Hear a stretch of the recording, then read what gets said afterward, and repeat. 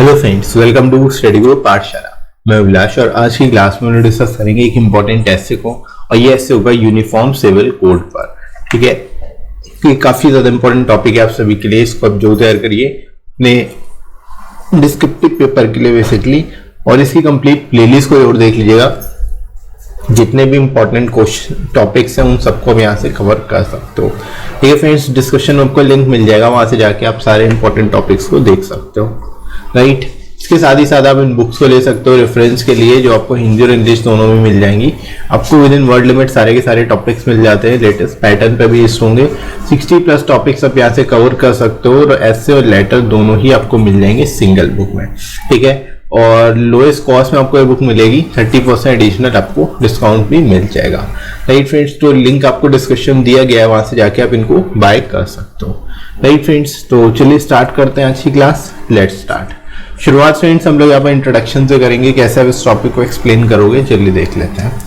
तो uniform civil code is a proposal to have common set of governing laws for every citizen without taking into consideration the religion of people.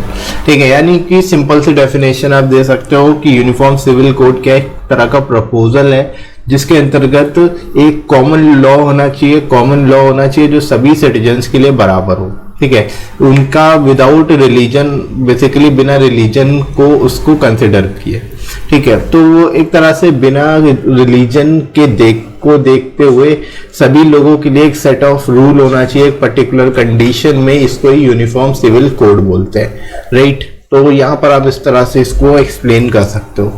Right friends, इसके बाद और भी आप इसको elaborate कर सकते हो। It means that all the citizen of India will be governed by the same set of secular civil laws in matter of marriage, divorce, maintenance, adoption or inheritance, etc.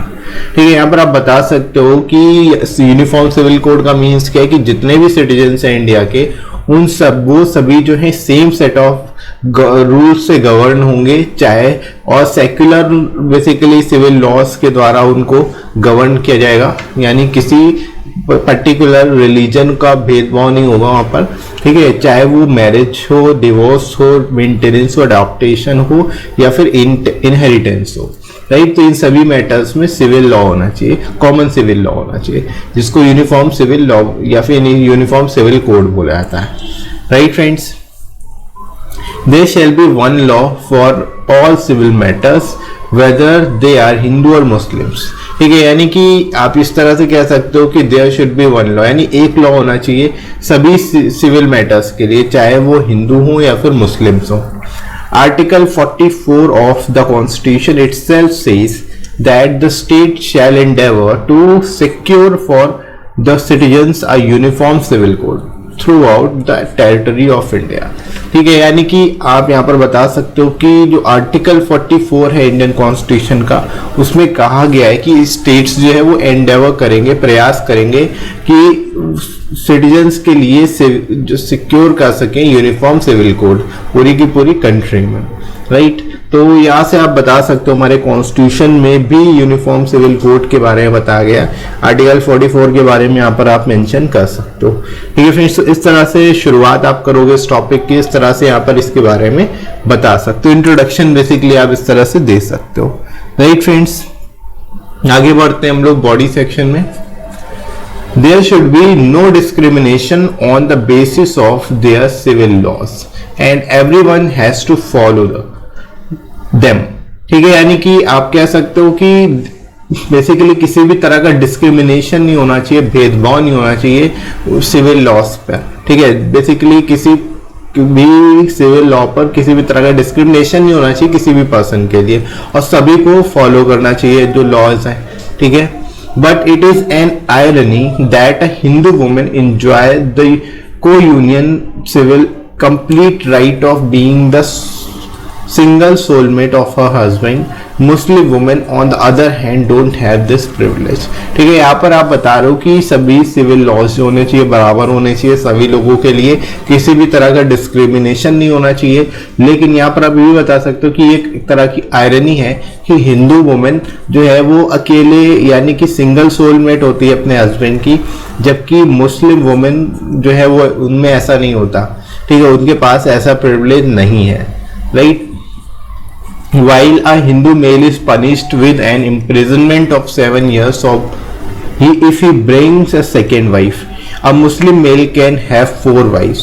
ठीक है, यहाँ पर आप बता सकते हो कि हिंदू मेल को पनिश किया जाता है अगर, और इम्प्रिजनमेंट हो सकती है 7 years की, साथ ही साथ अगर वो सेकेंड वाइफ लेके आता है। ठीक है, जबकि मुस्लिम में ऐसा नहीं है, मुस्लिम मेल जो है वो 4 वाइफ्स तक ला सकते हैं। तो ये एक तरह से डिस्क्रिमिनेशन वाली बात हुई, इसको लेकर के यहाँ पर आप बता सकते हो इस तरह से, राइट। तो uniform civil code will pave the way for national integration and secularism. ठीक है, यानी कि ये जो यूनिफॉर्म सिविल कोड है ये एक तरह से नेशनल इंटीग्रेशन और सेकुलरिज्म को बढ़ावा देगा।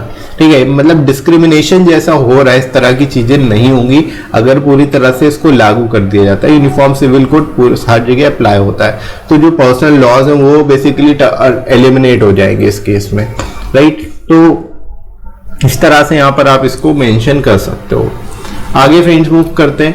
It will also promote gender equality, welfare of women and justice. ठीक है, यानी जो यूनिफॉर्म सिविल कोड है ये एक तरह से जेंडर इक्वालिटी को प्रमोट करता है, वेलफेयर ऑफ वुमेन और जस्टिस को भी प्रमोट करता है, right. It will simplify the cumbersome legal matters govern by personal laws. ठीक है, यानी कि जो कॉमन सिविल लॉ है, यूनिफॉर्म सिविल लॉ है, इसके द्वारा जो कम्बरसम लीगल मैटर्स हैं, जो बड़े और भारी भरकम जो लीगल मैटर्स हैं उनको सिंप्लीफाई भी करता है, जो कि पर्सनल लॉ द्वारा गवर्न किए जाते हैं, right. With common criminal law there can be common civil law as well. ठीक है, जैसे कि हमारे कॉमन सिविल क्रिमिनल लॉ है तो वैसे ही कॉमन सिविल लॉ भी होना चाहिए, राइट। तो इस तरह से यहाँ पर आप मेंशन करोगे, इस तरह से आप एक्सप्लेन कर सकते हो इस चीज को, राइट फ्रेंड्स। इसके बाद देखो, one must understand that the uniform civil code is not a weapon directed against any particular community. ठीक है, यानी कि लोगों को यहाँ पर समझना चाहिए कि यूनिफॉर्म सिविल कोड एक तरह से कोई वेपन नहीं है जो किसी पर्टिकुलर कम्युनिटी को टारगेट करेगा, हिट करेगा, ऐसा नहीं है।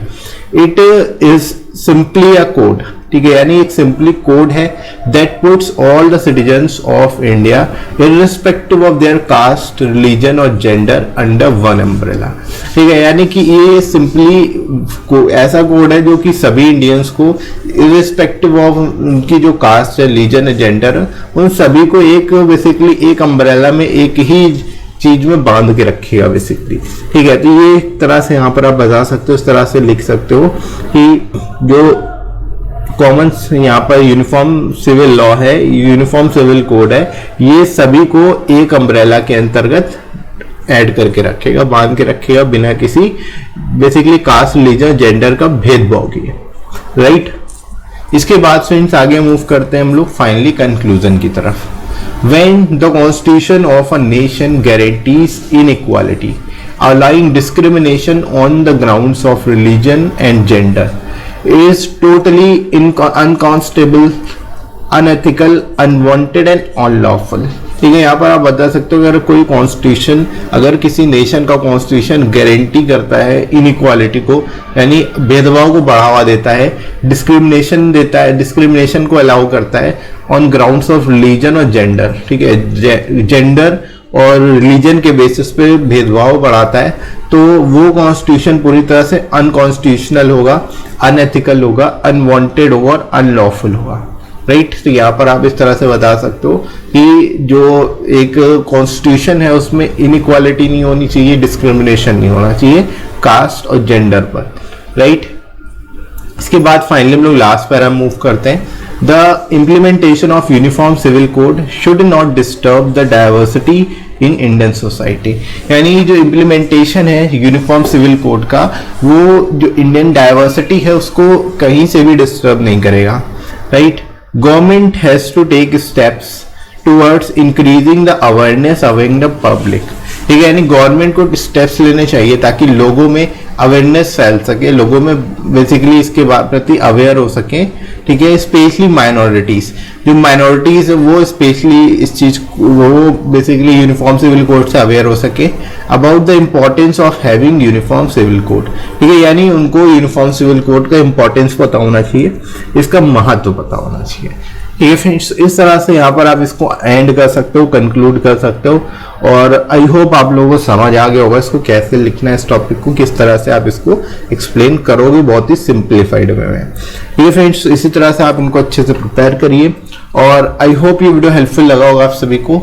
वीडियो कैसा लगा कमेंट करके जरूर बताइएगा। वीडियो अच्छा लगा हो तो लाइक कर दीजिएगा, इस वीडियो को शेयर करिएगा अपने सही फ्रेंड्स में, और सब्सक्राइब कर लीजिए इस चैनल को अगर आप में से कोई नया है तो। साथ ही साथ आप कमेंट सेक्शन के थ्रू कमेंट करके सजेशन भी दे सकते हो। अगर कोई टॉपिक आपको इंपॉर्टेंट लगता है तो मैं उस पर आपको वीडियोस राइट कर दूंगा। साथ ही साथ आप मुझे अनअकैडमी पे ही फॉलो कर सकते हो और मेरे कोर्सेज को देख सकते हो। राइट फ्रेंड्स, तो अभी के लिए इतना ही, नेक्स्ट मिलते हैं अगली क्लास में। Thanks for watching.